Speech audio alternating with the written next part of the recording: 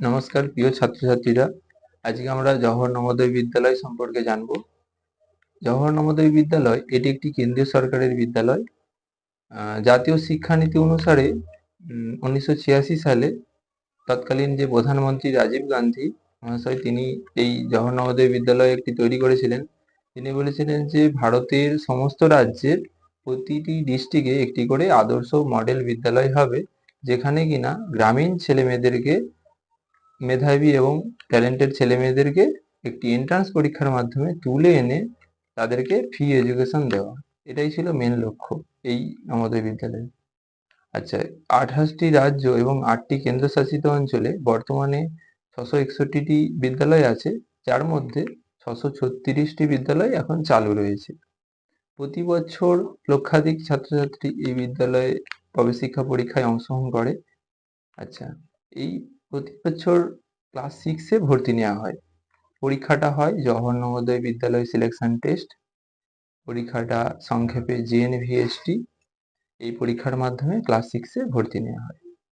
আচ্ছা, আমরা এবার জেনে নেব এই বিদ্যালয়ের কিছু প্রধান বৈশিষ্ট্য। এই নবোদয় বিদ্যালয়ে থাকা, খাওয়া, পড়াশোনা সমস্তটাই ফ্রিতে দেওয়া হয়। এই বিদ্যালয়ে সহশিক্ষামূলক এবং আবাসিক, অর্থাৎ এখানে কো এডুকেশনাল মানে গার্লস এবং বয়েজ উভয়ই পড়াশোনা করতে পারে। আবাসিক, এখানে রেসিডেন্সিয়াল মানে এখানে থেকে পড়াশোনা করতে হয় হোস্টেলে থেকে।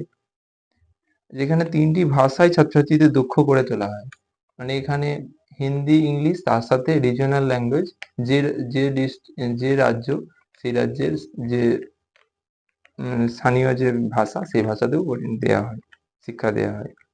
তবে এই শিক্ষাটা রিজিওনাল ল্যাঙ্গুয়েজটা শুধুমাত্র 3টে ক্লাস 6, 7, 8, তারপরে 9 থেকে ইংলিশ অথবা হিন্দি হয়ে যায়।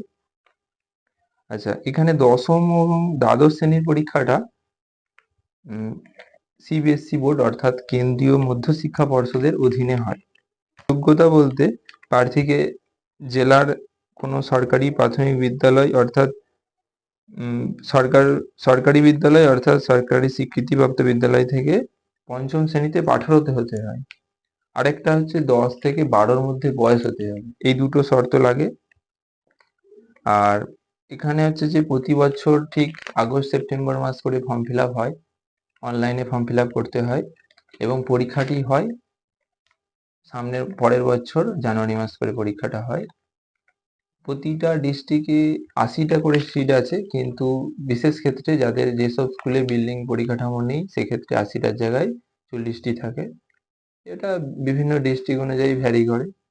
আর 6-এ যে এন্ট্রান্স পরীক্ষাটা হয় সেক্ষেত্রে মানে রিজিওনাল ল্যাঙ্গুয়েজ এবং ইংলিশে দেওয়া যায়।